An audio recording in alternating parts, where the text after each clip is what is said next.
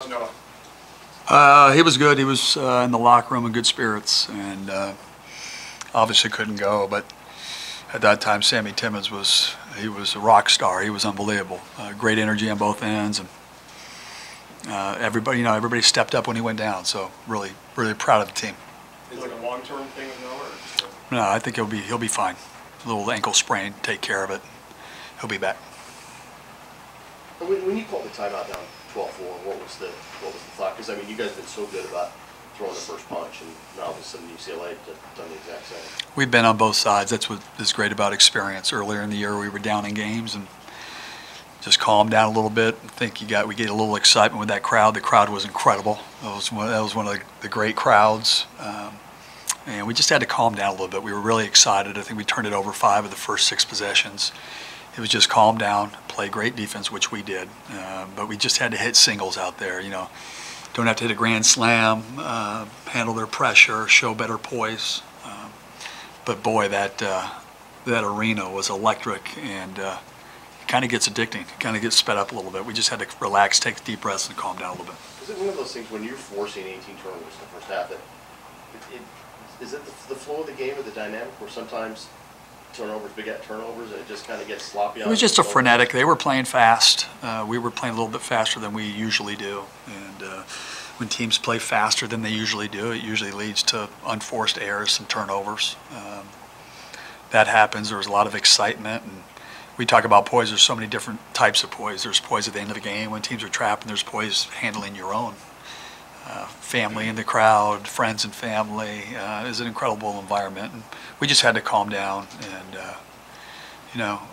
look for each other. I felt like sometimes when you get really excited, you have the blinders on. You're looking straight ahead rather than seeing the rest of the court. And I thought in the second half we got in the lane, started helping each other on jump stops rather than shooting over Brown. We started getting in there and finding shooters, and it seems like when you're making those extra passes and there's a better flow and rhythm, seems like the shots go in, and we've been making threes, so I was happy for our adjustment. Matisse said that little run at the end of the first half gave you guys a little bit of space. Really, you talked about pace. He said it really allowed you to kind of set your pace, the pace you wanted to play. How big was that stretch? That was really huge. How you end halves, you get the momentum, and when you're not playing well, to be able to have an 8-point lead at home was huge. We knew we were in good position. We just had to be able to handle their pressure. No self-inflicted wounds, play the same defense that we were playing. We did a good job for the most part of keeping them out of transition, which was a big part of the game. They score 80 points a game. We held them to 55. That was some of the turnovers, but getting back, setting our defense. Second half, we celebrated it a little bit on shots. We didn't sprint back,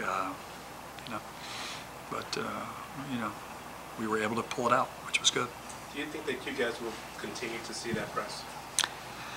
Some teams might press. They're not pressing teams. In our league, it's Oregon, UCLA. They press. That's what they do. The one thing about UCLA, they're really long, they're really athletic, and they got a great shot blocker in the back. And so it goes back to, I'm a firm believer of attack presses to score. And, you got to be able, in the first half, we were trying to shoot over Brown rather than kicking it out, and took some tough shots, would allow them to try to get into transition. But, we'll see it. I'm sure we will.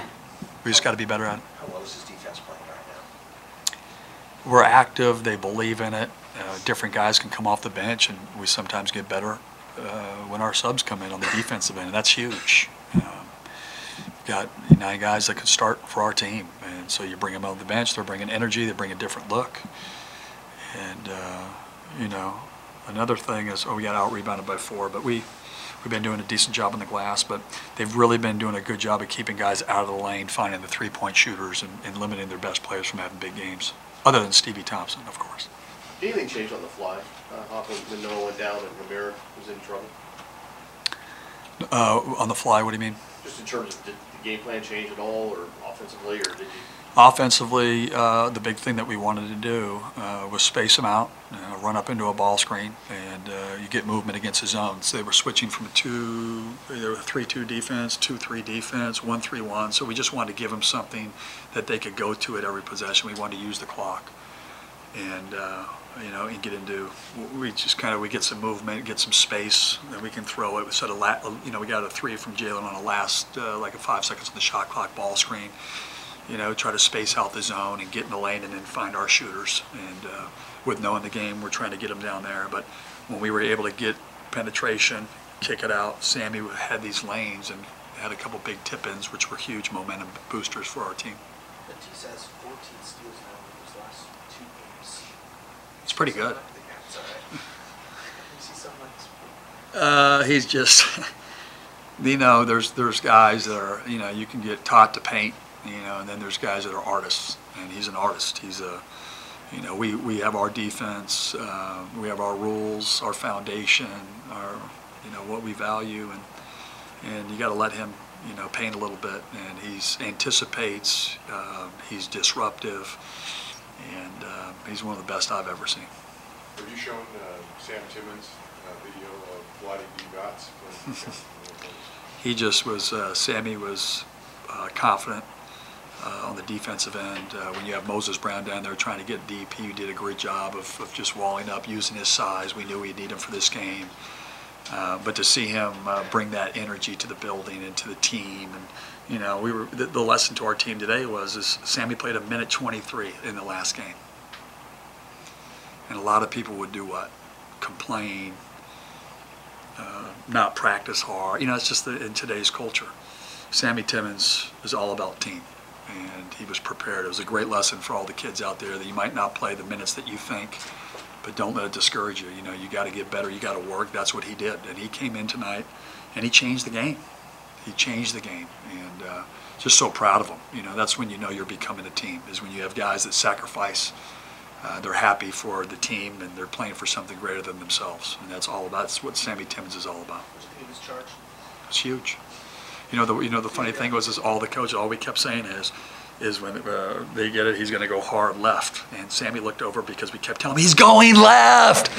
And he kept going. Coach Dollar was like, he's going left. He did it, and he laughed, and he came up because, yes, he's going left. So it was great to see him execute that. That was pretty cool. Couple more guys. Nine knows gets a lot of attention because it's the midway point of conference play. What have you guys proven, you think, during this first half? Nothing. We've proven that there's 9 games left. It's like at halftime, you're up 9. Now it's score 0-0, man. Score 0-0. And, there's a lot of, I had a good friend, a coach, text me the other day, and he said, you're not coaching the record, you're coaching the next play. And that's what great programs and great teams do. And so all we're trying to do is get better. I don't think we played great tonight. I don't think we've played great. I'd say good and maybe below in the last 2 games. We've won. But where we want to be and what we want to accomplish, it's not good enough. And we still need to improve in so many areas. This goes back to the pressing. I was taking Jamal Bay, and we've had different lineups, especially when Noah went out. And I'm like, I got to give you reps sometimes at the 4, and that's where I take Matisse and put him sometimes, and just so they're ready for anything, And it's been a heck of a journey so far. I'm happy with where we're at, but there's a long way to go, and there's more to get better at. Is it anything like last year? Because it feels a lot different than last year. When you guys had that big start and you didn't finish the way that you wanted to. This feels a little bit different. Well, I think our defense is at a high level. They're playing with a lot of confidence. Teams keep them out of transition, keep them off the glass. There's going to be a tough time scoring. We've got greater depth than we had last year. Some of those guys, like I said, we didn't have 9 guys that could start on our team. We have 9 guys legitimately can start on our team.